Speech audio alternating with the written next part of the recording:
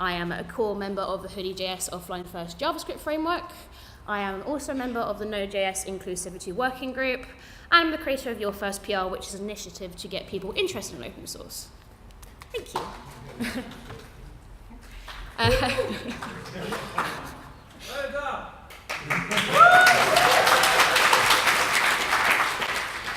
So, what is open source? Well, the cool people over at opensource.org describe open source as software that can be freely used, changed, and shared in modified or unmodified form by anyone.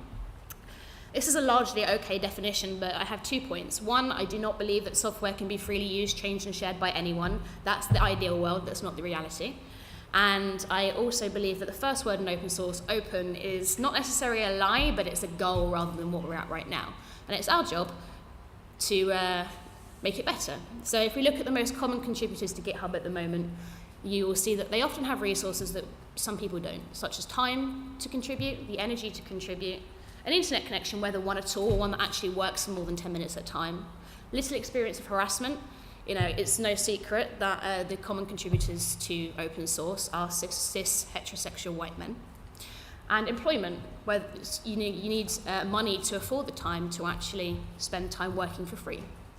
But we can make this better. This will be now a more positive talk about the small yet impactful things that we can do to make open source awesome. And my first point is it's time to get a code of conduct if you don't already have one. Obviously, Peter introduced us to code of conducts this morning, but I'm going to give you a little bit more detail about it. A code of conduct is, I'm going to use GitHub as an example, but there are many different ways of hosting open source projects. But a code of conduct that will sit is a document that will sit within your project that will define what is and isn't acceptable behavior within your project. This upsets some people. There are a number of open source projects who decided they weren't going to have a code of conduct because they were like, what about my free speech? My opinions are my own, and my opinion is if your free speech involves being harassing, negative, or detrimental to anyone, then you can take your free speech out of my project. But it's not a catch-all. Just because you have a document that says be good to each other doesn't mean that people are actually going to be decent human beings. Rather, it's a pledge by project maintainers and contributors to do their best to protect their contributors within the environment of that project. My favorite code of conduct is the Contributor Covenant by Coral and Ada. They do an immense amount of work for open source and should be recognized for it. There's also the Conf Code of Conduct by Remy Sharp. Both of these are open source, so you can modify them and use them to your needs.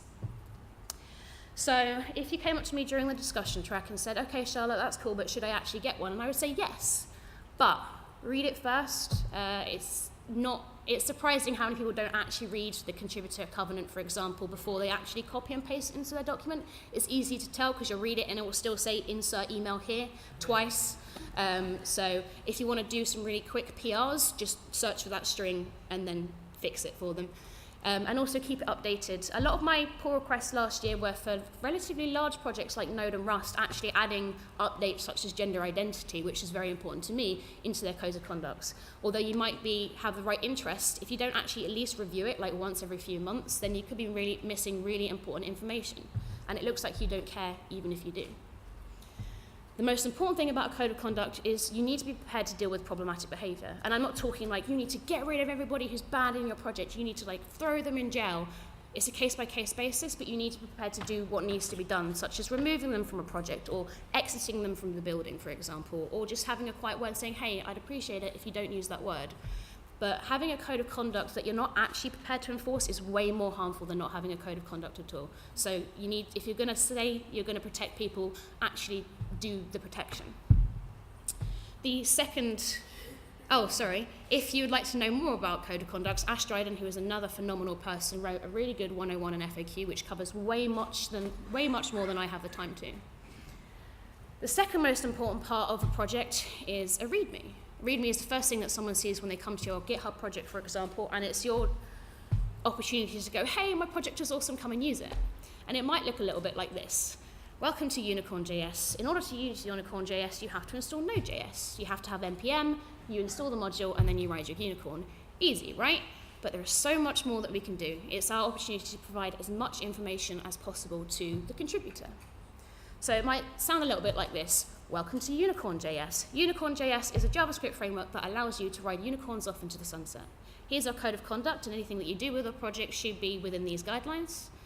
If you want to ride the unicorn, then you have to have Node as a requirement and list any other requirements that you have. And if you'd like to know more after the Hello World tutorial, then here are some deeper tutorials like YouTube videos or blog posts, books, whatever medium, link it there. If you get stuck with UnicornJS, here are some frequently asked questions, and then you can head on over to our issue tracker. Our issue tracker, please include things like your version of Node, your operating system, give us as much information as possible. We now have issue templates in GitHub that can make that process easier. And then, because you're an open source project, you probably need help, right? So this is also a really good opportunity to say, this is the next feature that we want to ship, such as an all-terrain unicorn. And then, most of open source should be conducted in public, but there are going to be things that someone's going to need to contact you in private about. So this is a good opportunity to say, hey, if you have anything to say, like maybe you're shy, maybe you have some personal questions, maybe there's a code of conduct violation, then an email address can go a long way to help people with that. So that's my kind of perfect README. And now we're going to talk about something that I've been researching a lot, GitHub issues, or project issues, but I'm saying GitHub in this instance. As mentioned in the beginning, I'm the creator of Your First PR. Please don't applause again, I haven't got time. And this is an open source project that is an open source initiative. I don't describe this very well. It's an open source initiative to get people interested in open source. Because I believe that open source is a fantastic place to learn. I am a member of Hoodie, and it is my year anniversary. And they allowed me to learn so much. And they're a big reason why I'm here today. So in order to get people to give me issues to post in Your First PR, I have to teach you how to write a good issue. This is not a mandate, this is just a suggestion. So the Hoodie website has a number of front-end accessibility problems, so I thought this would be a good opportunity to teach someone something new by writing an issue for them and help guiding them through the process. If we look at the title, the first word you see is accessibility, so you know what the subject matter is. I then go on to explain the solution rather than the problem in the title, so give the Hoodie logo meaningful alternative text, because even if you don't know how to do that, you can already start Googling it without having to read the rest of the post. I then explain the bug in more detail, so people using a screen reader may not understand the context of the logo on the web page, and it's our job to add alternative text to it to make that experience more welcoming. I then provide step-by-step instructions on how to go about fixing it, from claiming it so we don't get any duplicate workers, to line-by-line changes in the HTML that you'd make to add the alternative text to the issue, to the HTML. And then the commit message that you should use. As Lewis mentioned yesterday, we use semantic release at Hoodie, and you have to follow particular conventions before you can get your PR merged. And if you get stuck, you can reach me in a variety of ways, like Slack, Twitter, or GitHub itself. It's important to make good use of labels as well, particularly when you have a larger project, like Node.js, for example. There are going to be a lot of people opening issues daily saying, this is broke, please fix it, I don't want to provide any information.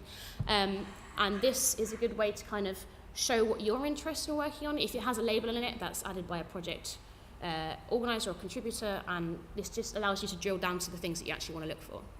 So we use the bright red bug label because it's a bug. I post a lot of bugs on the Your First PR Twitter account because they're often more approachable to fix, because you learn about a subset of a project without having to know about the entirety of the project. I use help wanted because it's always good to be explicit about the things that you actually are seeking contributions on. And then I use the starter label as a way to go, hey, if this is your first experience with this project, then here's a really good place to get started in a low stress environment. So that's how I would write GitHub issues. But in order to write good code of conducts, READMEs, and GitHub issues, we have to think about the language we use. There's been a lot of discussion about language in the last couple of days because this is our primary form of communication, and it's important that we get it right to be as accessible as possible to everybody. Everything should be worded as clearly as possible. Just because we know fancy words like specificity doesn't mean that we actually have to use it. So, the Government Digital Service recommends in their service guide to write for an age of about 9 years old, because we have to counter, we all might be well-read and well-spoken here, but we have to counter for lots of different literacy levels. And also when it comes to non-native speakers, if we're using colloquialisms like I traipse down the street, how many people do you actually know what that means? It means I'm going down the street, so why don't you just say I'm going down the street in the first place? I use Hemingway app, which is a really cool free tool online to tell me how to word things properly if I'm using too many complex words, too many hard to read sentences, and that's how I wrote this blog post that turned into this talk. Now I'm going to spend the rest of the time in this section talking about gendered language, which is my favourite topic, because language is difficult. As I mentioned before, tech, the world, everything is kind of dominated by more voices of men, shall we say. So you'll see a lot of examples that will say, he did this is for him, etc. But I'm not a he. Lots of people in this room is not a he, so why are we just catering for this one particular group? So people, to equal the balance, started to use she and her, which, although an acceptable alternative to some degree, I'm not a she or a her either, and I'm sure some of those people aren't either. So why, again, are we catering for a certain very specific subset? So let's try and use gender-neutral language like they and them, because the moment you start to pick a group, you start to become less inclusive, you start to pigeonhole yourself and your project. And if we can be welcoming for everyone, then that's just going to create a greater diversity of experience. Avoid phrases like, hey guys, because if you're talking to me in a group of people, then not everybody in that room is a guy, so why refer to them as such? Try phrases like, hey everybody, hey folk, hey computer people. But words are hard, and I recognise that. But we are technologists, right? So we can use programming and other things to help us. In Hoodie, our Slack chat, we have our inclusive language Slack bot made by Stefan Berneman. When we say stuff like, hey guys, it's like, maybe you meant comrades or crew. When it used ableist language like crazy, it's like, well, maybe you went strange, awesome, cool, or weird. Language is difficult, and I am very forgiving when people get it wrong, because when you've grown up saying certain things your whole life, it's really hard to, forget those habits. But if you work on it, things will get better, and you'll just make your project that little bit more friendly. This is the first time in this slide that I've actually talked about code, and which is a bit strange for an open source project, but I'm here to say, yay, code isn't important. You can make UnicornJS, which is a framework that could literally turn kinetic energy into a physical unicorn where you ride it angrily into the sunset. But how do people find out about it? Where's your community? Where are the people who are helping you to share this unicorn with the world? Who writes your newsletters, designs your unicorn illustrations? Who moderates your communities, your Slack channels, your IRC, your forums? And who helps you write your documentation? These are often referred to as soft skills, but I personally think that they're the most important parts of open source. There are a lot of people who think that they can't contribute to open source because, oh, I'm just a writer, oh, I'm just a designer, oh, I'm just a librarian who can write a book in a day, but I can't do code. It's like, I don't really care about whether you can or not code, because that's the easy part to teach you. But these skills are super, super valuable. Recognizing this, at Hoodie, we created the editorial team at the end of last year. Your project is probably not big enough to have an editorial team, but this is just skills to think about in the future. This is the most important part of Hoodie. Within weeks, it was like the heart of our community. They do everything, and they are awesome. And I can just say thank you. I think I'm talking really quickly, aren't I? So I'm actually at the end of my talk, just about. I don't know how long I've been talking to, but before I stop, I wanted to say that the most important part of open source and the world is you. You are the most important part of everything. Okay? Burnout is a really real thing, and it might seem like a horror story, but it happens regularly to lots of people, particularly in open source. I wrote this talk during burnout. I'm on this stage in a very prolonged period of burnout. Feels great, by the way. But you have to be aware of these things, and to combat this, I'm telling you right now that you need to take more naps. You need to eat more pizza. You need to play with your cats more. You need to go outside or stay inside and play computer games, but you need to do something, because open source is not the end of the world.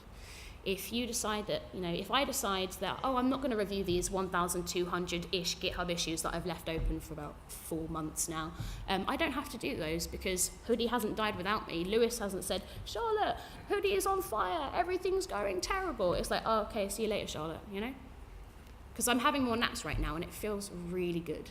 You should sleep more. Because open source is about people, and in this case, cute animals with clothing. Open source is about people, and without people, there is no open source. So if we don't look after ourselves, what's the point of doing any code at all?